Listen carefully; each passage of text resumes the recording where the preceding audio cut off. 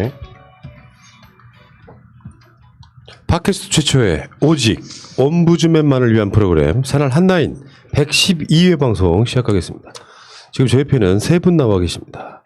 정명숙님. 네, 안녕하세요. 정명숙입니다. 우리 단한 명숙이 언니. 네. 감사합니다. 네. 자, 볼메 임지님. 안녕하세요. 볼메 임지입니다. 커트님. 네, 안녕하세요. 커트입니다. 예, 이 세 분과 함께 바로 시작하겠습니다. 지난주 시간이 너무 부족했어.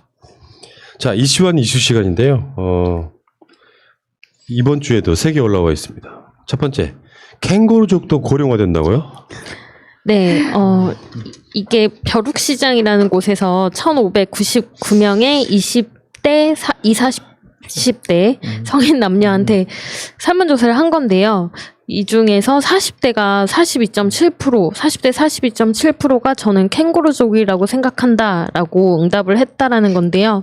40대는 이제 대부분 육아 문제가 컸습니다. 캥거루족인 이유가. 그러니까 캥거루족이 부모한테 의존을 한다라는 건데, 그래서 이 문제가 그냥 단지 그들만의 문제가 아니라 사회 시스템에 대한 문제이고, 아이 교육이나 양육에 대해서 사회가 좀 책임져야 하지 않을까라는 생각에 가지고 왔습니다. 그러니까 캥거루처럼 엄마 그 주머니 안에서, 그러니까 어른이 돼도 성인이 돼도 자기 부모의 이 영향력이랄까요? 이걸 벗어나지 못하고 있다 이런 얘기죠.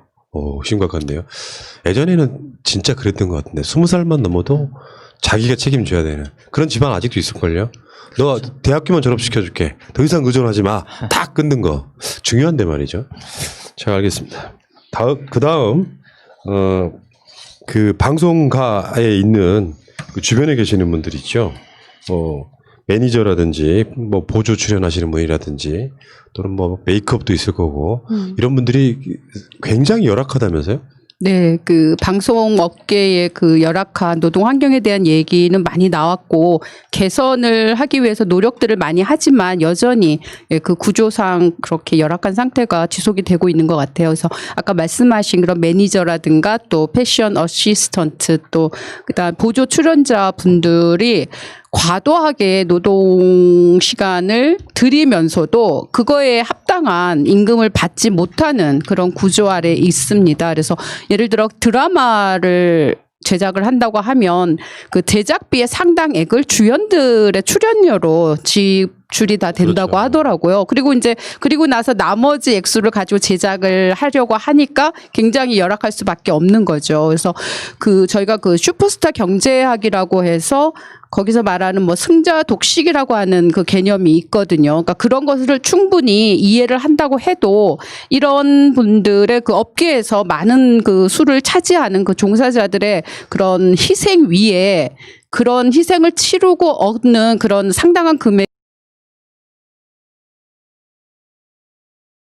것인가 그런 거에 대한 논의가 좀 진지하게 정말로 진지하게 좀 되었으면 하는 마음에서 가져와 봤습니다. 최근에 그 탤런트 이순재 씨의 문제로 불거지기 시작해가지고 다시 한번 재조명되고 있는데 이런 건 있죠. 그러니까 하고 싶어하는 사람들 많고 그러니까 니들 안 하면 딴 사람 구해 쓰면 돼 하는 약간 일종의 갑질이라고 보는 게 맞을 것 같고요. 자, 이분 그렇습니다. 진짜 화려한 조명 뒤에 고생하는 스태프들은 정말 인간이야의 대접을 받고 있다. 네. 뭐 이렇게 보면 될 것 같고요. 자, 채택된 이슈한 이슈는 사전 경구 피임약. 요게 지금 아직 대한민국에서는 뿌리를 내리고 있지 못한 것 같습니다. 선입견 때문이겠죠? 제가 가져와 봤는데요. 뭐 제목 그대로입니다. 피임약 먹는 게 문란한 건가요? 그래서 실제로 사전 경구 피임약, 그러니까 경구 피임약, 먹는 피임약이죠. 이걸 갖고 다니다 내가 혹시 성인 남녀가 누가 이걸 내 가방에 있는 걸 본다든지 뭐 이렇게 되면 저 사람은 뭐 성생활이 복잡해, 뭐 너무 많아, 나쁜 의미죠. 잦다, 뭐 이렇게 되는 선입관이 있어서 좀 이걸 바꿔야 되지 않을까. 왜냐하면 가장 안전한 피임 방법 중에 하나인데 그럼에도 불구하고 프랑스 같은 경우가 이 사용 퍼센티지가 39.5% 거의 40%가 되고요. 미국이 16% 그리고 이슬람 국가로 알려져 있는 상대적으로 성에 대해서 보수적일 것 같은 인도네시아도 거의 14%입니다. 근데 한국은 불과 2.5%라고 하니까 조금 개선이 필요하지 않을까. 우리들의 성의식이 개선돼야 요즘 불거지고 있는 어떤 미투 문제라든지 여러 가지 것들에 주체적인 자기 성의 결정 뭐 이런 것들을 용인해 줄 수 있는 사회 분위기 뭐 이런 차원에서 한번 가져와 봤습니다. 네. 그 한국의 이중적 성문화 네. 이런 것들이 낳은 폐해 같은 거죠. 현실은 그렇지 않은데 이 사전 경구 피임약을 먹으라고 이렇게 공개적으로 하기에도 마치 그런 논리잖아요. 얼마 전에 비슷한 주제를 다루는 것 같은데 마치 그거를 이제 방조하는 듯한 권장하는 듯한 그 문화가 아주 이중적으로 교묘하게. 근데 현실은 그렇지 않단 말이에요. 예를 들면은 해외로 입양되는 아이들이 많은 경우 같은 경우는 아이를 기를 수 없는 10대라든지 또 경제적으로 안 되는 어떤 사람들이 결국엔 임신을 해서 아이를 낳고 입양 보내고 하는 과정들이 다 피임 문화의 잘못된 부분도 분명히 있는 거잖아요. 지금 해외 아이 수출은 지금 현재까지도 대한민국이 세계 1위라고 해요. 그러니까 그런 것들을 벗어나기 위해서는 피임이 필요하다. 피임이 그렇게 나쁜 것이 아니다. 그리고 내가 주체적으로 성인 남녀가 성생활을 하는 것이 그렇게 부끄러운 일이 아니다라는 생각. 그리고 뭐 이런 글도 있더라고요. 게시판에 보면 25살짜리 그러니까 성인이 된 여자아이가 남자아이가 피임약을 가져가는데 엄마가 그것을 어떻게 대해야 될 것이냐. 오히려 칭찬해 줘야 되는 건 아니냐. 네가 잘 그게 이렇게 문란하다라고 생각할 게 아니라 네가 너의 어떤 건강한 성생활을 잘 관리한다라고 이제 생각해 줘야 되는 그런 좀 발상의 전환이 필요하지 않을까 싶어서 가져와봤습니다. 근데 여러분들이 딸을 두는 엄마 아빠라고 생각을 한번 해보시면 그것도 쉽지는 않을 거예요. 그렇죠. 어렵죠. 그러니까 이게 전통적으로 그건 성인이 되면 원래 그랬것 네. 안 한 듯 이런 문화가 있기 때문에 그런 이중적이라는 거죠. 인정해 줄 건 인정해 줘야 되는데 이 단기간에는 쉽지 않을 거다 이런 생각 좀 들어요. 문화라는 것이기 때문에. 여성분들도 이야기 좀 해보시죠. 근데 제가 이제 약국에 있어 보면 가끔 이제 어린 학생들인데 와서 사후 피임약을 찾아요. 근데 그거는 의사의 처방이 있어야 되는 약들이니까 판매가 안 되는데 그럼 굉장히 당황해 하더라고요. 그러니까 언제든지 살 수 있다고 생각을 했었나 봐요. 그러니까 그런 걸 보면 어차피 그런 현상들이 있다고 하면 사전에 그냥 경구 피임약을 먹는 것이 차라리 더 나을 수 있겠다라는 생각이 들더라고요. 네, 여자분들이 피임약 먹는 걸 꺼리는 이유는 사실 사람들의 시선이나 이런 것보다는 피임약이 호르몬을 교란시켜서 몸에 안 좋을 것이야 라는 잘못된 인식을 가지고 계셔서 그런데요. 그건 사실이 아니고요. 피임약을 먹는 게 오히려 그 월경전 증후군 있거나 이런 여성들한테는 도움이 훨씬 되고요. 산부인과 의사분들도 생리를 안 하기 위해서 오히려 이거를 몇십 년 동안 먹는 분도 있더라고요. 본인이 고백하기를 끊지 않고 계속 먹는 거예요. 생리를 안 하려고. 네, 그래서 그게 큰 문제는 없고 피임 방법의 다양화, 그다음에 간편화가 내가 스스로 내 성문제나 뭐 이런 것들을 자유롭게 선택할 수 있는 그런 여성 해방이 된다라는 거를 아셨으면 좋겠습니다. 하여튼 그 패치가 뭐 나온다는 얘기도 예전에 있었던 것 같은데 그러한 것들도 좀 빨리 개발이 되면 먹어서 좀 몸에 힘들까 뭐 이렇게 생각하는 것에서 좀 벗어나면 좋을 것 같긴 해요. 네. 좀 간편하게. 하지만 피임약은 이제 성병 예방은 안 되기 때문에 콘돔이 사실 더 좋죠. 오. 전문가이십니다. 네. 그 경구 피임약의 성공률이 99%까지 간다. 자, 어쨌건 이게 좀 진작에 논의가 돼야 되는데 어떤 그 이중적인 성문화 때문에 이 공론화 시키는 것도 쉽지는 않아요. 그래서 오늘 올라온 이슈 아닌 이슈 중에 이거 고른 이유 중에 하나가 이 방송을 보거나 듣고 계시는 분들이 한 번쯤은 생각을 한번 해보자. 내 자녀의 문제일 때 이것도 이제 웃겨요. 딸 두는 엄마하고 아들 두는 엄마가 좀 생각이 다른 부분도 좀 있다고 생각이 드는데 현실은 그러하니 실제 깨놓고 이야기해서 결혼 전까지 이 소위 성행위를 하지 않는 커플이 얼마나 있을까요? 지금 시대에 말이에요. 그렇다면 현실을 받아들이고 콘돔이라든지 피임약이라든지 하는 이런 교육이 좀 일단은 됐으면 좋겠다 이런 생각이 듭니다. 자, 이슈 아닌 이슈였습니다. 자, 이메일 보겠습니다. 네, 앵그리 이글스입니다. 안녕하세요. 저는 새날 애청자입니다. 새날 식구들 노고에 늘 감사드립니다. 뒤늦게 성동일 100회 방송을 듣다가 패널 중 한 분이 고소인 측에서 제시한 박원순 시장님 러닝 입으신 사진이라고 말씀을 하셨는데 그 사진은 러닝을 입으신 사진이 아니고 내복을 입으신 사진이었습니다.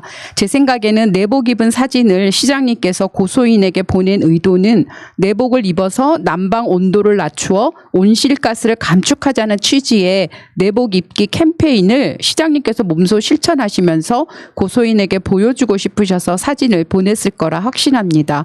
그 사진 밑에 부끄부끄라고 쓰여 있었습니다. 추행을 하고자 하는 사람이 부끄부끄라고 쓸까요? 시장님은 내복 입으신 사진이 다소 부끄러워도 내복 입기 캠페인을 통한 환경 보호에 비서인 그녀도 동참해달라는 취지가 아니었을까요? 뭐 이런 사진이 성추행의 증거라고 참 어이가 없네요. 끝까지 읽어주셔서 감사합니다. 수고하세요. 예, 이게 이제 이분은 이렇게 생각하시는 거고 아직 사실 드러난 게 없기 때문에 뭐라고 그 사진이 내복 입은 사진이라든지는 우리가 알 수 없는 거기 때문에 어쨌든 이런 의견도 있다는 말씀을 드리고요. 계속 가겠습니다. 작은 생각님, 8월 14일을 택배 없는 날로 정했다고 합니다. 전국 택배기사 모임에서 그렇게 정했다고 하는데 또 8월 17일을 임시 공휴일로 정했다고 하니 주말을 포함해서 4일을 택배 없이 지내게 됐습니다. 뭐가 더 좋은 방향인지는 생각하기에 따라 다르겠습니다만 한 가지 택배 관련 노동을 하는 사람으로 새날을 애청하시는 분들께 부탁 말씀드리고 싶습니다. 일반적으로 택배하면 택배 기사님들을 연상하시는데 택배 물류센터에서 상하차, 분류를 하는 노동자들도 있습니다. 예를 들어 서울에서 부산으로 택배를 보낸다고 하면 그 물품을 수거하고 수거한 물품들을 모아 대형 트럭이나 컨테이너에 싣고 물류센터로 보냅니다. 물류센터에서는 그렇게 모여든 트럭에서 택배 물품들을 일일이 하차하고 도착지별로 분류해서 도착지로 가는 트럭에 다시 상차를 합니다. 보통 당일 배송 외의 택배는 다음날 도착을 원칙으로 합니다. 따라서 물류센터에서는 저녁부터 다음날 새벽까지 하차, 분류, 상차를 마치고 도착지로 트럭들을 출발시켜야 합니다. 이 모든 작업이 전부 수작업으로 이루어집니다. 그런데 아시는지 모르겠지만 택배 물량은 요일에 따라 또 시기에 따라 많이 달라집니다. 요일별로 보면 월요일이 제일 많고 갈수록 줄어드는 게 보통입니다. 그리고 명절, 어린이날, 어버이날, 스승의 날, 크리스마스 등 이름 붙은 날 전에 물량이 엄청 늘어납니다. 이제 제가 말씀드리고자 하는 내용에 접근합니다. 8월 14일 택배 없는 날, 15일과 16일은 주말, 17일은 임시 공휴일, 최소한 3일, 길게는 4일이 휴일입니다. 이렇게 되면 8월 18일 택배 물류센터는 그야말로 초비상이 걸립니다. 대부분 택배 물류센터가 월요일은 30분에서 1시간 정도 일찍 출근을 하고 또 다음날 퇴근도 그 정도 늦게 합니다. 보통 업무 시간이 저녁 7시 반에서 다음날 6시 정도까지라면 월요일은 짧게는 7시에서 이길 6시 반까지, 길게는 6시 반에서 이길 7시까지로 노동시간이 늘어나게 됩니다. 이게 보통의 월요일 노동시간입니다. 그런데 3, 4일을 쉬고 18일? 감도 안 잡힙니다. 제가 일해본 경험으로 가장 길었던 건 저녁 5시부터 다음날 아침 10시까지였습니다. 명절 전 일주일 정도를 이렇게 일했습니다. 아마 이 정도 되지 않을까 짐작만 할 뿐입니다. 그래서 부탁드립니다. 택배 없는 날을 맞아서 기사님들만 쉬게 하지 말고 아예 택배 주문을 하지 않으시면 안 될까요? 물론 꼭 주문하셔야 할 것들도 있겠지만 그 기간만큼은 되도록 주문을 하지 않으셨으면 어떨까 합니다. 어차피 주문하셔도 8월 18일 지나서야 받으실 수 있는데 하루나 이틀 정도 늦게 주문하시면 안 될까요?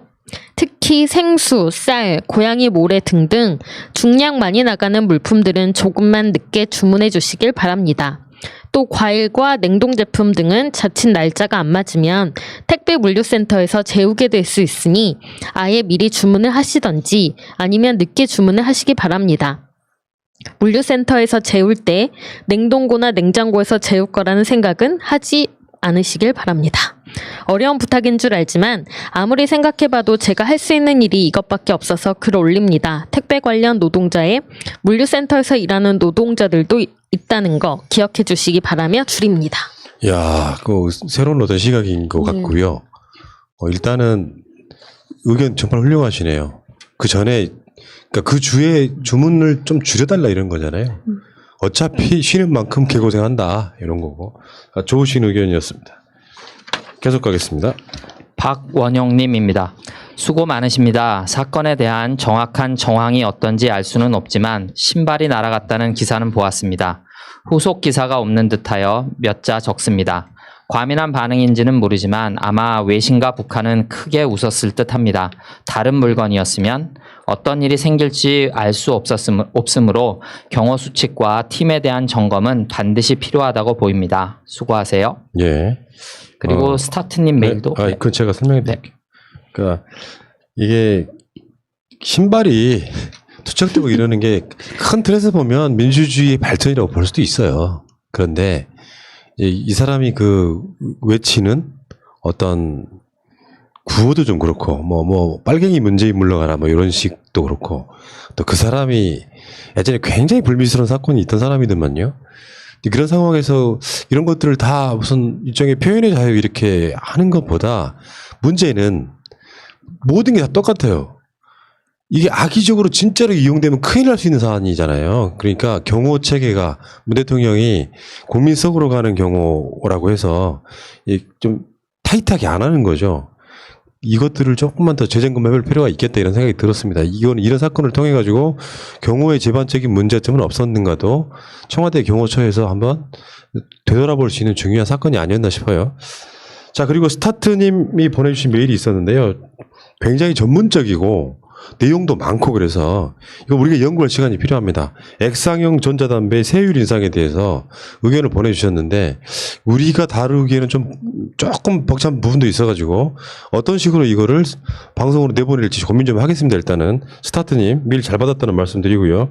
여기까지가 메일이었습니다. 댓글 보겠습니다. 네, 김승주님. 오늘은 민주주의가 유린당한 슬픈 날이다. 일생을 빨갱이로 살다가 기순해서 사상적 전향을 한 불과 몇 년 정도 정착해서 삶을 시작한 아직도 속마음을 잘 알 수 없는 자들에 의하여 수십만, 수백만 명의 희생과 땀방울로 이룬 민주주의가 수치를 당했다. 말문이 막힌다. 쏠쏠 랄랄랄님. 참 어처구니 없는 태모 씨가 국회의원이 된 것도 입에 올리고 싶지 않은데 오늘 같은 장면은 코미디가 따로 없네요. 누구의 말처럼 개그맨이 설 자리가 없어지는 현실이네요. 타니탄님, 오늘 태용호 때문에 열받아 도는 줄 알았네요. 빨갱이는 지가 빨갱인데 누구 보고 개소리인지. 그래도 이인영 장관 후보께서 잘 이겨내셨어요. 봉구님, 이인영 장관님 잘하리라 생각하고 응원합니다. 문득 이런 생각이 드네요. 정부 행정부처 중 통일부라는 게 존재하는 유일한 나라. 왠지 슬프네요. 그렇습니다. 제가 그 청문회 보면서 했던 말이기도 합니다. 다른 사람도 아니고 통일부 장관이잖아요. 그럼 북한과 우호적인 사람이어야 되잖아요. 근데 그것까진 좋은데 대학교 때 학생운동 했던 것이 이제 뭐 주체사상 이런 것을 신봉했던 사람일 거라고 일단 태용호가 예단을 하고 주체사상 신봉했는데 지금은 사상 전향했냐고 물어보는 그 역대급 유치함? 그걸 보면서 야, 태용호가요. 북한에서 온 사람이라고 하면 북한에 대해서 조언해주는 역할을 하면 얼마나 멋있겠습니까? 북한은 이런 걸 통일에 있어서 중요하게 본다라고 이야기를 하면 통일부 장관한테 도움이 되지 않겠어요? 북한하고 친하게 지내야 되는 통일부 장관한테 북한에 대해서 적대적인 이야기를 하라고 하는 거 똑같은 거지 않습니까? 그런데 북한을 떠나서 외교관으로 오래 해외 생활을 한 사람이 정작 그 북한의 내부 사정을 잘 알 수 있을까요? 그런 것도 좀 의심스러워. 자, 알겠습니다. 넘어가겠습니다. 정행진님, 추미애 파이팅! 장관 업무 잘하고 있습니다. 검찰 개혁에 저항하는 검사들은 계속 나올 것입니다. 끝까지 맞서 싸워주실 것을 부탁드립니다. 추미애 장관님 화이팅! 올리비아 엘님, 추미애 장관님의 노련함에 무척 든든했습니다. 끝까지 응원합니다. 눈 감고 있는 님, 그나마 최광욱, 황희석 의원님이 계시니까 추미애 장관님 추진력이 배가 되는 듯합니다. 민주당 믿고 추진하기엔 다소 무리가 따릅니다. 민주당은 어깨를 펴세요. 뭐 그리 다들 쫄아있는지. 국내 문제 하나 바로 못 잡으면서 전쟁 나면 다들 산으로 숨으려고요? 허극꽁님, 추미애 장관 탄핵안이 무기명이었던 게 아쉽습니다. 언제나 사람이 먼저인 새날. 예. 여기 위에 눈 감고 있는 님, 황희석 의원님 아니세요. 의원이 못된 거죠. 지금 최고위원일 겁니다. 자, 계속 가겠습니다. 신짱님, 1차, 2차 기자회견 열어서 제대로 된 증거는 제시 안 하고 자꾸 2차 가해 피해자 성인지 감수성 타령만 하고 있으니 정상적인 사람들이 이걸 공감할 수가 있나? 아예 기자회견을 하지 말던가. 기자회견 여는 목적 자체가 상당히 의심스럽다. 여론몰이, 마녀 사냥이 목적인가? 허 작가님, 이제는 고소인이 대리인이 인질로 이용당하는 상황이라는 논리가 나온다. 언론은 놀아났다기보다는 문재인 정부와 여당을 공격하는 도구로 적극 공조하고 활용했다고 본다. SHY님, 고소한 것만으로 피해자라고 안 했다고 2차 가해라고 하는 거 진짜 말도 안 되는 것 같은데 조사해보면 될 것을 왜 시작도 하기 전부터 죽자고 달려드는지 너무 답답합니다. 고다희님, 저 페미니스트인데요. 정의당이 부끄럽고 요즘 2차 가해 운운하시는 그분의 저의가 의심스럽습니다. 정의당과 성추행이라는 단어를 정치적으로 사용하는 여성들 때문에 한국 페미니즘이 후퇴하고 있습니다. 피해 입는 분들께 죄송합니다. 네, 모닝커피님. 김재련은 여성단체를 동원하여 조직 날조된 시리즈물로 이 정부에 타격을 주려고 하는 것 같아요. 절대 흔들리지 맙시다. 우리 너무 소중한 분들을 계속 잃고 있어요. 정신 바짝 차립시다. 한비광님. 난 지금까지 여성 페미든 뭐든 다양성의 측면에서 이해하려고 노력했는데 지금 이 시점에 와서 페미라는 것의 문제가 심각하다는 것을 느꼈어요. 이건 양성평등이 아닌 여성 우월인 것 같네요. 여자가 기분 나쁘면 누구나 저렇게 될 수 있다는. 자리투님, 미투를 이용한 박근혜의 복수를 하는 느낌? 그리고 잘난 여자들, 단체들, 밀양 집단 성폭력 피해자 좀 도와주지. 아직도 괴롭힘을 받고 있다더만. 거기는 돈도 안 되고 언론 주목도 못 받아서 그런가? 2차 가해는 안 되고 3차, 4차 가해는 우리에게 귀찮고 모르는 일? 공정하게 일을 해야 신뢰가 가지. 특정 이슈에만 몰빵하는 기회주의자들 같은데. 지금 이 자리에서부터님, 박원순 시장님 명복을 빕니다. 한 세상 수고 많으셨어요. 페미니즘이 평등이라는 원래의 가치로 돌아오길 바라며 남들의 의견조차 막고 처벌하고 밥줄 일자리를 끊어버리는 페미 파시즘에 반대합니다. 히피히피 1님. 박 시장님 사건을 정치화하고 정권 교체까지 염두에 둔 큰 그림이었다고 봅니다. 박 시장님은 현 정권에 부담이 될까봐 스스로 목숨을 끊으신 게 아닐까 싶네요. 푸나님 말처럼 유서 내용에 피해를 주장하는 사람에 대해 아무런 언급이 없다는 건 박 시장님 스스로 떳떳함을 표현한 거라 생각합니다.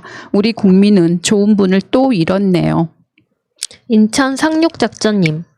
박원순 시장님 성추문 고소 사건에 대해 분위기는 이미 방어권도 없는 박 시장님을 파렴치범으로 결론 지은 상황이죠.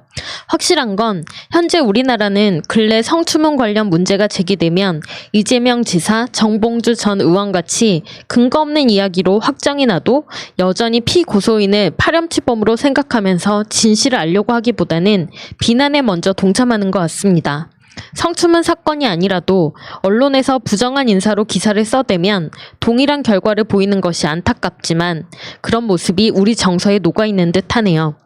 이 문제의 원인과 가장 큰 문제는 첫째, 기득권이 던져주는 돈의 노예 기레기들. 둘째, 언론 보도에 대한 법적 규제가 거의 없는 점. 셋째, 국민의 언론 신뢰도가 낮다고는 하지만 여전히 언론의 근거 없는 보도에 쉽게 동조하는 시민의식입니다. 이런 문제는 제도적으로 바꾸지 않는 이상 변화되기는 힘들 것 같습니다.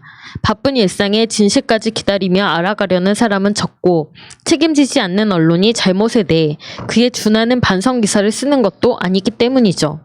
이재명 지사를 보면 김부선이 거기에 점이 있다며 그 쇼를 하고 거짓임이 밝혀져도 김부선 그 거짓말 이전에 이재명이 되지는 않죠. 이게 윤석열 사태에도 적용됩니다. 조국 관련 문제들이 이제 다 거짓이고 허위로 밝혀졌다 할 수 있는 상황임에도 많은 젊은이들과 시민들은 그를 불의한 사람으로 이야기합니다. 우리나 새날이나 그저 이런 부분에 진실을 알리는 게 그나마 최선이고 성추행 같은 사건이 아니라도 이러한 모든 문제 해결을 위해서는 언론이 가진 막강한 힘과 그에 준하는 엄정한 기준과 책임을 지도록 하지 않는다면 절대 바뀌지 않을 것이라 생각합니다. 새날에서 허위보도 관련 기사가 더 이상 창작의 영역에 들어가지 못하도록 국회의원들과 접촉할 때마다 의견을 전달해 주시면 좋겠습니다.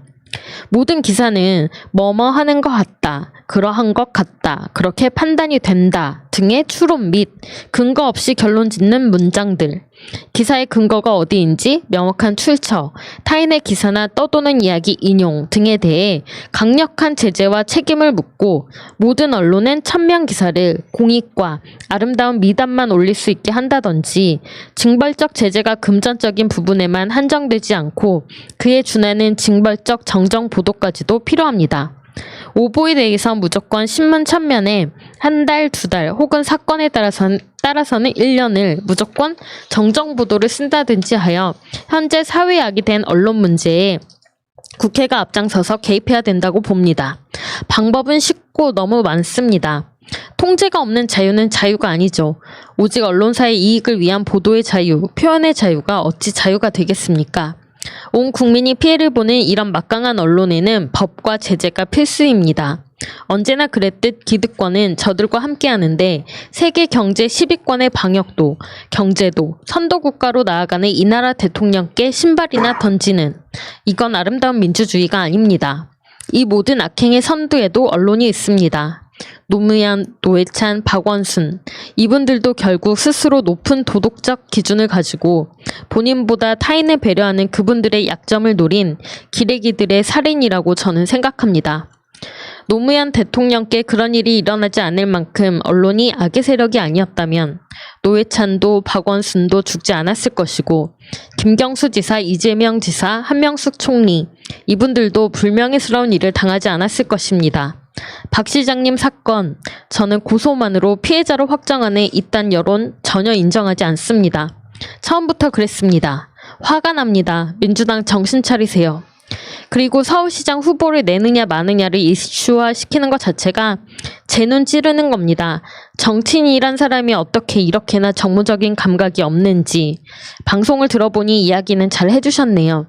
계속 이야기했지만 박원순 시장님 건도 그렇고 매번 민주당 인사를 기레기가 물어뜯으면 그 흐름에 같이 올라타는 게 한심합니다.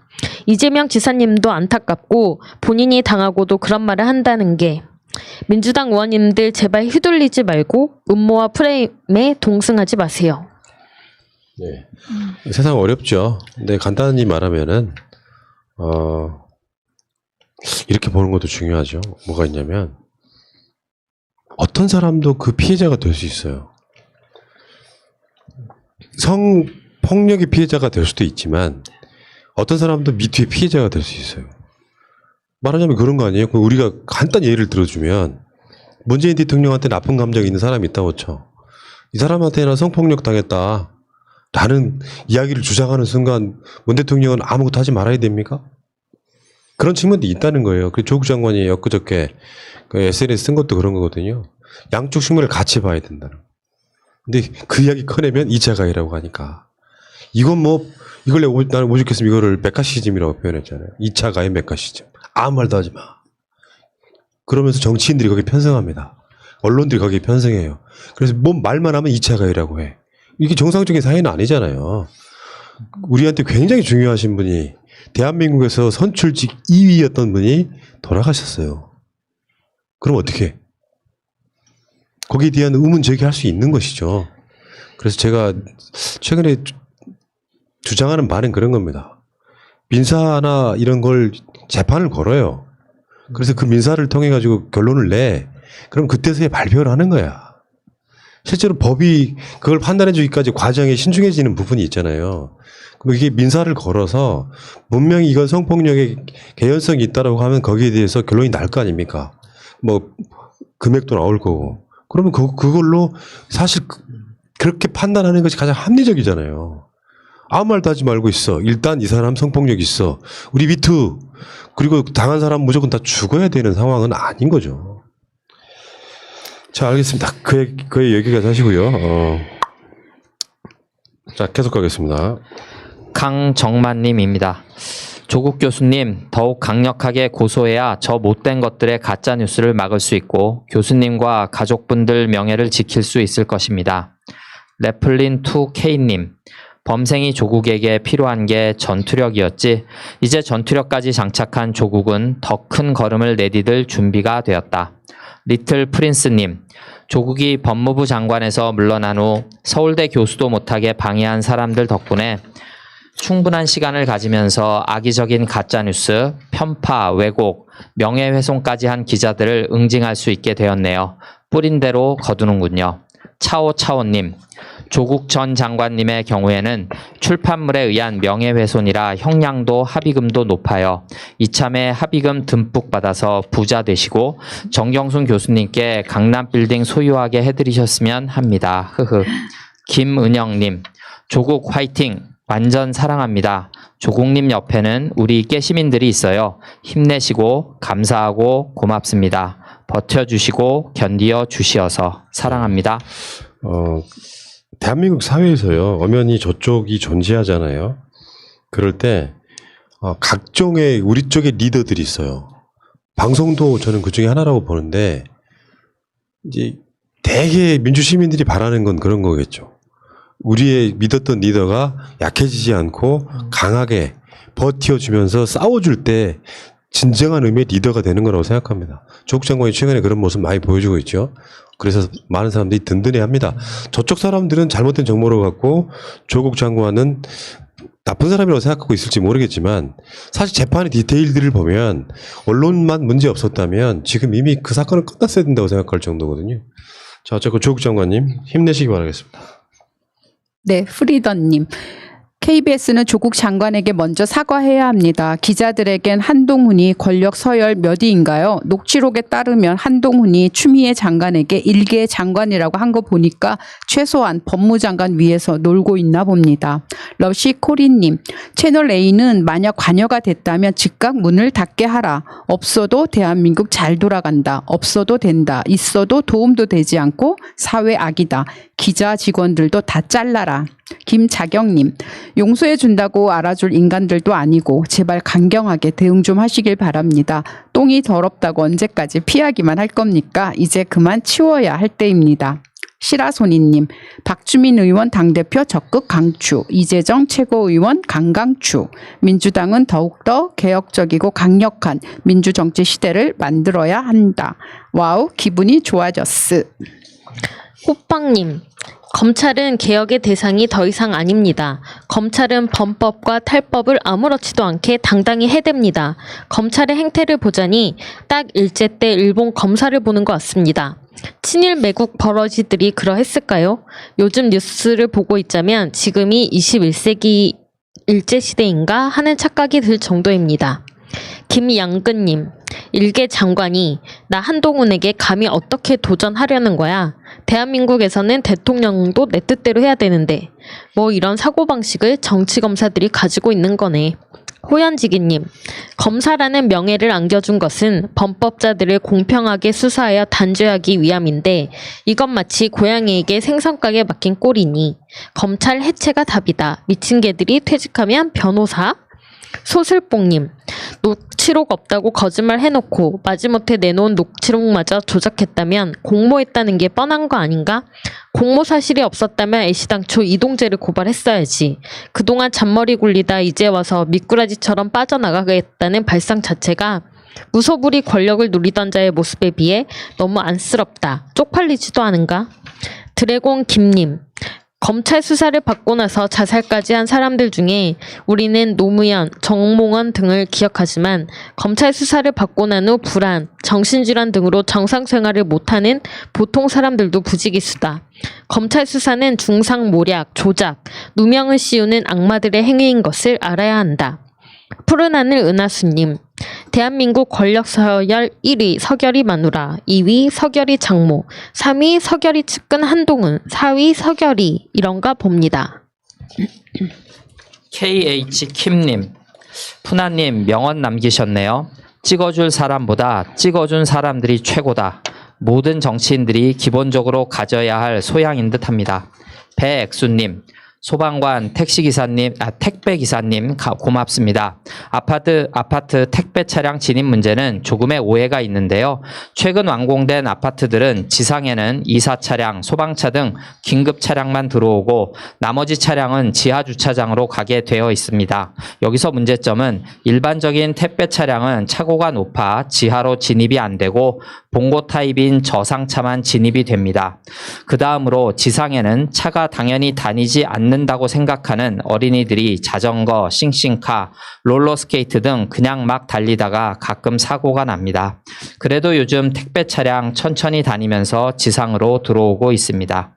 원안님, 젊었을 때 휴가 한 번도 못 가고 회사 일 했는데 이제 와서는 후회되고 무엇이 남는 것인지 이제와 아쉽네요.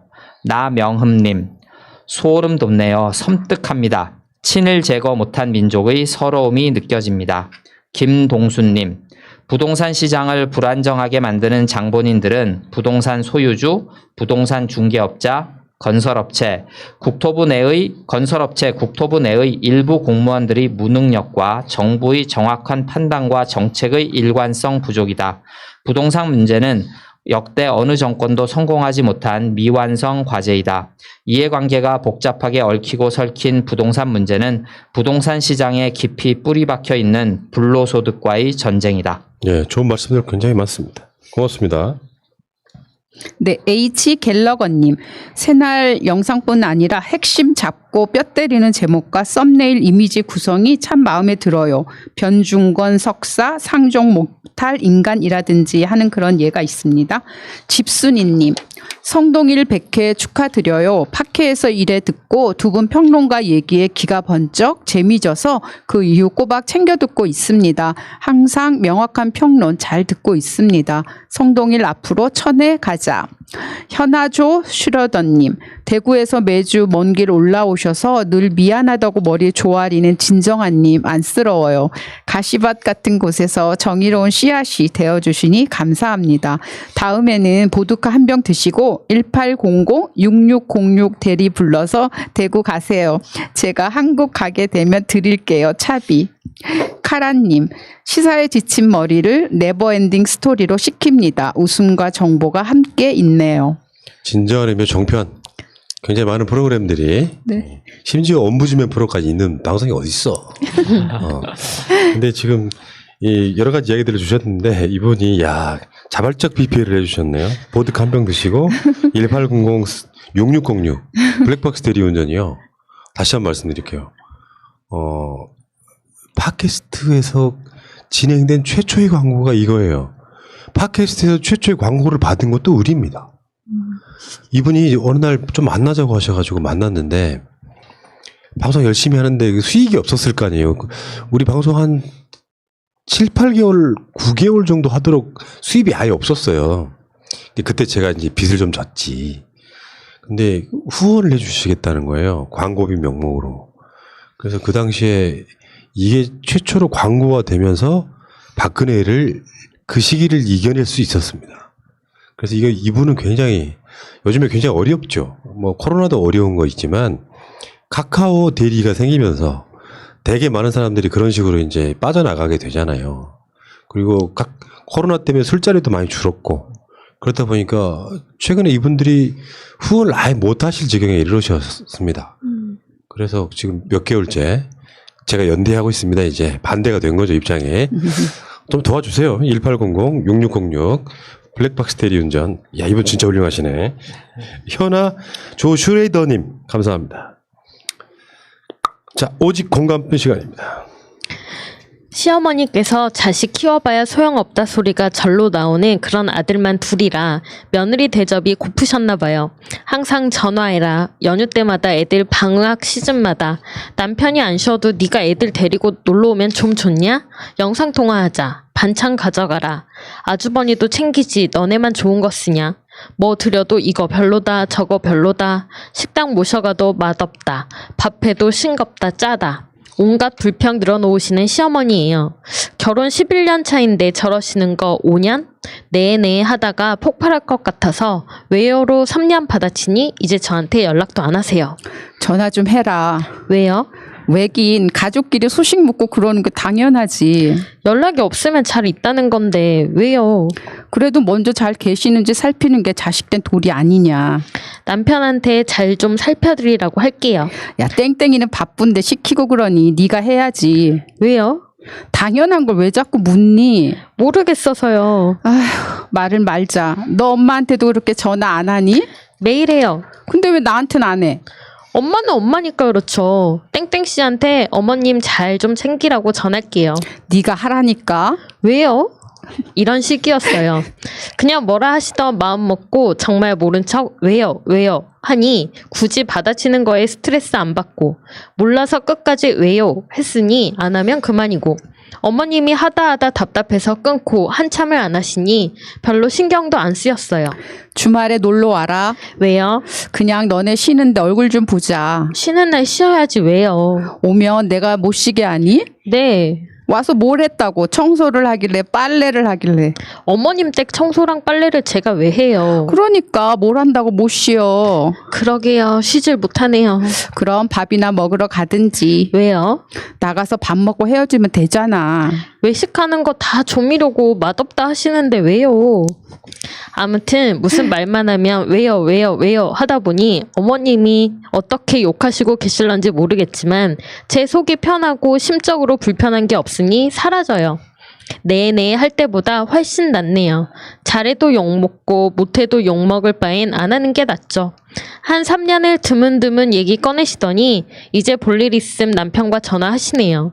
그런데 남편도 전화 받기 귀찮아해요. 솔직히 남편이 먼저 어머님 챙기고 살갑게 했으면 같이 존중해 드릴 텐데 아들부터가 귀찮아하니 제가 뭔가 할 생각이 코딱지만큼도 안 들더라고요.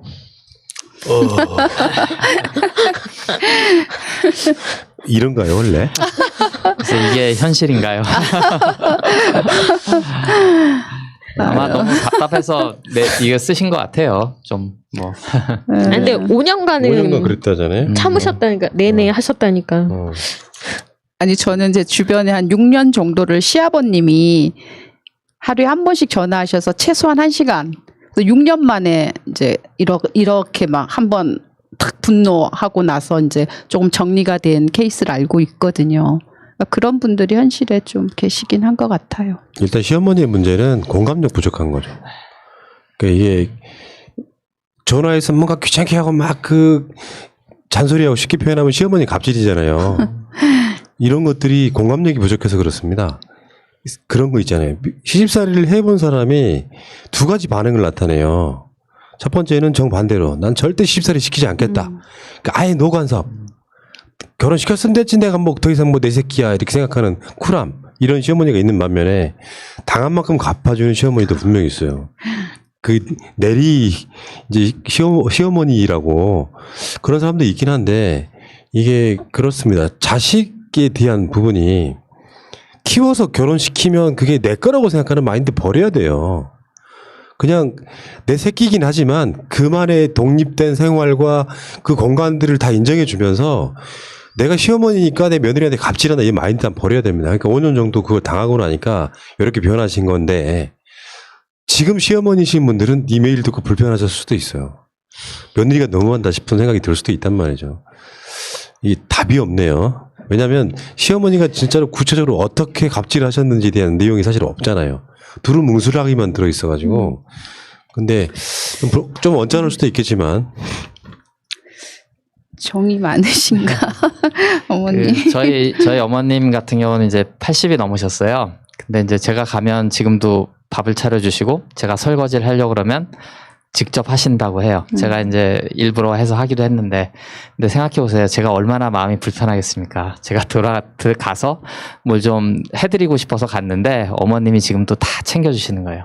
그러니까 이게 어떻게 보면 어머님은 저를 위해서 그러시는 건데, 지금 이제 푸나님 공감력 말씀하셨지만, 이제 자식은 또 자식으로서 내가 뭘 해드렸을 때 편안한 이게 있거든요. 그러니까 뭐 음식 사드리면, 아, 그냥 맛있다. 아, 왜 쓸데없는데 돈 쓰니? 이러지 마시고. 그리고 이제 저도 가면 제가 뭔가 제가 뭐 집안 청소라도 하고 뭘 해드리면 제가 뿌듯하잖아요, 돌아올 때. 근데 그렇지 않고 또 가서 얻어먹고 이러고만 오면 내려가면서도 마음이 불편해요. 또 오늘은 뭘 해놓으셨을까. 그러니까 그런 관계는 나쁘지 않죠. 왜냐면은 네.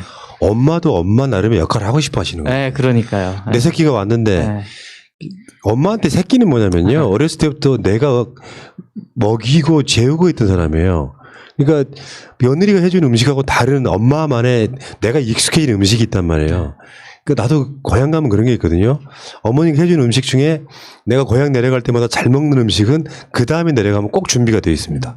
뭐 대단한 음식이 아니고 그런 거 있잖아요. 이제 고구마 줄기에다가 생선 이렇게 지져서 놓은 그 우리 고향 엄마만의 특이 음식이 있어요. 그러면 고구마 줄기가 굉장히 많이 나오는 시기에 내가 내려가면 그거 꼭 해놓으세요. 그러면 내가 어떻게 해야 돼? 맛있게 먹으면서 약간 오버 액션을 해야 돼요. 역시 엄마 이 맛은 내가 어디도 찾을 수 없다 이런 식으로. 그래서 자기 존재 가치가 성립이 되는 거예요. 그게 80이든 90이든 기력이 있으시다면 하게 하세요. 대신에 아까 말한 것처럼 어머니 좀 편하게 하시라고 청소 좀 해드리고 하는 것도 나쁘지 않아서 이게 상호작용으로 서로 해주려고 하면 문제가 안 되는데 지금 이 관계는 정반대의 관계인 거잖아요. 시어머니는 원하고 며느리는 하기 싫고 이게 굉장히 오랜 시간 동안 생긴 불신인데 우리가 보기에는 뭔가 되게 불편하지 않아요? 왜요 하는 게? 저 며느리가 좀 심하다고 생각을 하긴 하는데 이 외요를 3년을 했다고 하잖아요.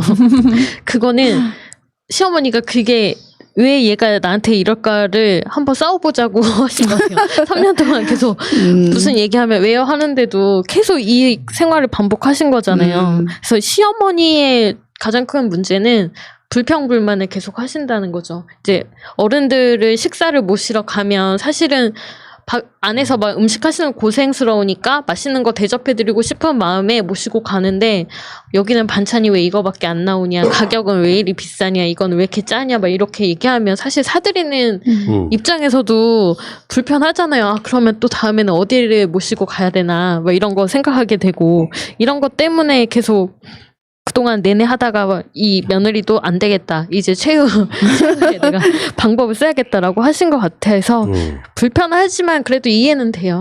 네. 이런 시어머니가 가끔씩 우리 방송에 등장하시잖아요. 공감력 없는 분인데 이게 되게 쉬운 건데 어려운가 봐요. 이런 게 있잖아. 그게 며느리든 자식이든 상관없이 아니 남이라도 상관없어요. 식당에서 뭔가 대접하잖아요. 그럼 피드백은 한결같아야 돼. 진짜 잘 먹었다. 이 집 진짜 맛있다.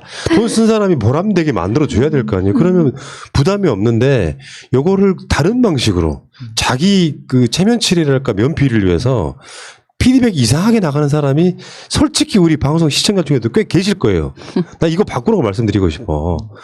피드백은 간단한 겁니다. 좋은 게 좋은 거예요. 그래서 왜 이런 거 있잖아. 사소한 거지만 고마워하는 거.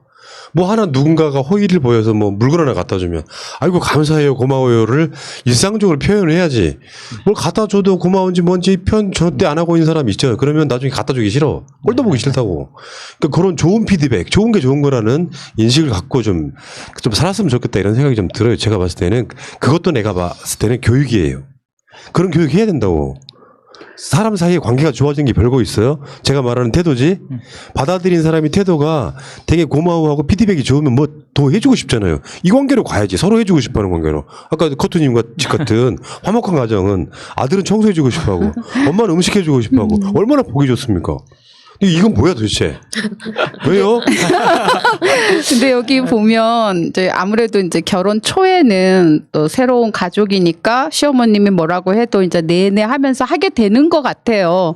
근데 이제 애초에 좀 이걸 잡아놨어야 되는데, 그러니까 며느리가 처음에 시부모님이 이렇게 좀 이런 타입이다 이렇게 생각이 들면 애초에 조금 거리를 살짝 두든지 초반에 조금 관계 정리가 됐었으면. 근데 이제 이렇게 긴 시간 내내 하다가 하면은 시어머니 입장에서도 어쭈 뭐 이렇게 속마음이 불편하고 또 이게 관계가 굉장히 악화될 수 있으니까 아예 초반에 관계 정리를 하는 것도 필요하겠다는 생각이 좀 드네요. 여기서 제일 잘못하고 있는 건 남편입니다. 여러분들이 지금 남편 얘기를 안 하셨는데 남편이 사실은 이 고부관계를 규정하는 인물이기도 합니다.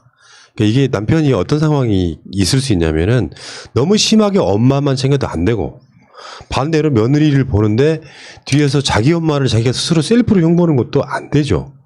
사실은 이 부분에서 가장 잘못하고 있는 사람은 남편이 아닐까 이런 생각을 해봤어요. 남편이 자기 엄마를 무시하니까 며느리도 의례껏 어른으로 생각하지 않고 무시해도 되는 존재로 생각했을 가능성도 있다고 봐요. 이 지점은. 근데 이제 이 지점에서 원인 제공자는 시어머니죠. 자기 아들도 자기 엄마를 뭐랄까 이렇게 그런 존재로 대우하지 않는 것 자체는 문제가 있었을 거라고 보는데 이 부분은 세상 사람이 다 완벽한 사람이 어디 있어. 세상에 보면 진짜 이상한 사람 많아요. 사치가 엄청 심한 사람, 뭐랄까 진짜로 갑질하려고 하는 사람, 반대로 진짜 나쁜 며느리도 있고 나쁜 시어머니도 있단 말이죠. 근데 대개의 관계는 중간자로 끼어있는 사람이 역할이 굉장히 중요해요. 초장에. 그 관계에 있어서의 그걸 규정 짓고 뭔가 역할을 했던 사람이 잘못하다 보면 나중에 진짜로 엇길로 가서 처음에는 거리가 이만큼이었는데 시간 지나면 이만큼 벌어지는 경우가 훨씬 많습니다. 요건 남편의 문제가 가장 커 보이는데요. 그렇죠. 중간에서 남편분이 잘 하셔야지. 특히 대한민국 같은 사회에서. 근데 제가 아까 그 제 집안 얘기를 말씀드린 거는 이제 물론 뭐 반대되는 상황일 수도 있지만 말씀드린 이유는 뭐냐면 근데 제가 어느 순간 제 마음을 바꾸니까 아직도 완전히 바꾸진 못했지만 그냥 내가 이걸 감사하게 받아들여야지 내가 자꾸 미안해하고 불편해하니까 계속 사이가 틀어지는 거예요. 그러니까 이제 한번 지금 5년을 뭐 이렇게 사시다가 또 3년을 외워하면서 사셨잖아요. 저도 뭐 지금도 많이 노력하고 있고 마음이 완전히 편하진 않지만 계속 이 상태로 평생을 뭐 얼마가 될지 모르는 시간을 갈 수는 없잖아요. 그러니까 그치. 한번 마음을 이렇게 바꿔보세요. 저도 계속 그러려고 하고 있고 이제 그러면서 그냥 가만히 앉아 있어요. 한 번은 가서 그냥 집에 해주시는 대로 가만히 불편해도 뭐 근데 제 입장에서는 그게 또 편하진 않지만 이제 그런 식으로 해서 저분이 어머님이 지금 말씀하셨듯이 어머님으로서 어떤 그런 거를 이제 제가 어렸을 때 잘 해주시지 못한 거를 이렇게 보상받으시려고 하시는 그런 건데 이제 저는 그 가정사를 아니까 그게 또 막 속으로 미운 거예요. 아니 내가 어렸을 때 좀 잘해주지 이제 와서 이게 뭐야 뭐 이런 억하심정이 나오고 하는데 그 복수예요 지금? 그런 거를 조금 이제 극복하셔야 될 것 같아요. 내가 5년 동안 그렇게 당했으니까 이제 앞으로 몇 년 복수해 이러지 마시고 차츰차츰 마음을 좀 바꿔가시라고 한번 그런 차원에서 말씀드려봤습니다. 사람 관계 어렵습니다. 근데 네. 제가 사람 관계를 푸는 나름대로의 가치관이 있습니다. 긍정적으로 생각하는 거예요. 네. 그 가장 편한 방법은요. 내가 그 관계가 필요한 관계일 경우에는 내가 먼저 어른이 되라 이런 표현을 가끔씩 쓰거든요. 어른이 되라는 표현은 되게 쉬운 표현이고 어려운 표현으로는 상대방을 공감하는 능력이 있어야 돼요. 그래서 상대방의 마음을 읽기 시작하면 생각보다 사는 게 재미져요. 근데 상대방의 마음을 읽지 못하고 방어적으로 상대방에 대해서 계속해서 벽을 쌓기 시작하면 내가 스트레스 받더라고요. 그러니까 나이가 어른을 만드는 게 아니고 상대방의 마음을 읽을 줄 아는 사람이 어른이 되는 겁니다. 어른은 나이 순이 아니고 전 그렇게 생각해요. 공감력의 순이라고 생각합니다. 그렇게 지금 관계를 만들어가면 결국은 그거잖아. 내가 행복하려고 사는 건데 행복하지 못한 거잖아요. 그럼 내가 어떻게 하면 행복해질지를 고민하시는 게 낫죠. 왜요는 그냥 과도기일 뿐이잖아요. 평생 이렇게 살려고 하는 건 아닐 거 아니에요. 어머니가 적당하게 관심 보이고 그래서 어머니한테 스트레스를 받지 않지만 어머니를 만나러 가는 것도 그렇게 나쁘지 않은 관계를 만드는 게 최선인 거잖아요. 언젠가는 아들과 엄마 사이를 완전히 갈라놔서 평생 안 보게 만드는 게 목적은 아닐 거 아니에요. 전 그렇게 뭔가 긍정적인 사고를 좀 했으면 좋겠다 생각이 들고 세상을 바꾸는 모든 힘은 저는 긍정의 힘이라고 믿습니다. 긍정적 마인드. 생각을 한 라인 만에 할 수 있는 방송. 여기 시사방송에서 못 하잖아요. 알겠습니다. 저 최근에 종영한 드라마 하나만 소개해드리고 싶은데 아는 건 별로 없지만 가족입니다라는 드라마가 있어요. 네, 그게 저는 최근에 했던 드라마 중에서 어떤 관계에 대해서 잘 풀어낸 이야기로 생각하는데 가족에 대해서 가장 모르는 건 가족이다라는 내용이 나오고요. 사람들이 이 사람한테 좀 상처가 될까봐 이 사람한테는 좀 숨기고 싶어서 말하지 않는 것들을 다른 사람이 그냥 내 마음대로 오해해서 그 관계가 틀어지고 그러면서 서로 비밀을 간직하고 감정 틀어져 있는 상태로 세월을 보내게 되는 그런 내용을 담은 건데 많은 분들이 가족 그다음에 내 친구 이런 관계에 대해서 생각을 해볼 수 있는 좋은 네. 드라마라고 생각해서 추천드립니다. 저는 굉장히 어려웠을 때는 가족들, 어머니나 형제들한테 간혹은 부담스러운 존재였을 거예요. 모르긴 해도. 그랬습니다. 근데 지금 그렇지 않아요. 그러니까 어떤 과정을 거쳐서 그 관계를 꾸준히 복원하고 회복하려고 엄청 노력을 하게 되면 그 가족이 있어서 힘이 날 때가 있거든요. 어떤 든든한 마음이 생기고 그게 가족의 힘 아니에요.